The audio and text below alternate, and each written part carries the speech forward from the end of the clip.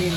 Nahuli mo sila ng Ako yung nakakahuli ng guillotine. Pero parang hindi ko pa siya gamay na hindi siya consistent. So minsan na nahuhuli ko, minsan mali yung grip ko. Alam ko dapat to the side. Oo, dapat kita mo yung batok niya. Ito pa kanya ng dito. Tapos, ito. May ganun mo siya yung batok. Pero kailangan may yung paa mo nakatrap. Kasi pag hindi, ikot lang. Kasi hindi ko siya ikakapit sa lapel para idea. Pagkuha mo, kamay.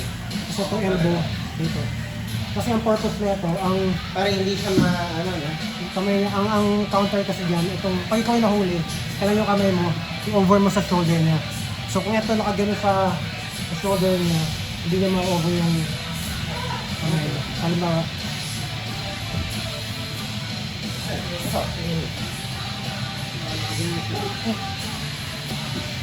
dito din.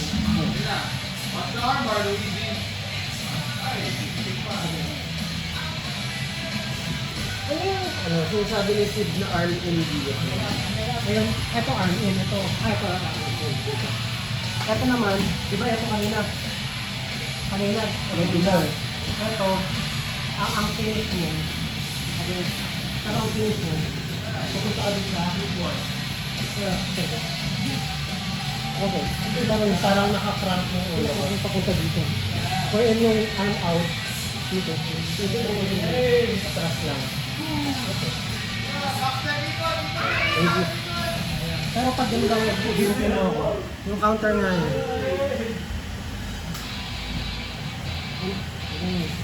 Yung counter yun, pero pag kamay ko na siya, wala akong matutupin.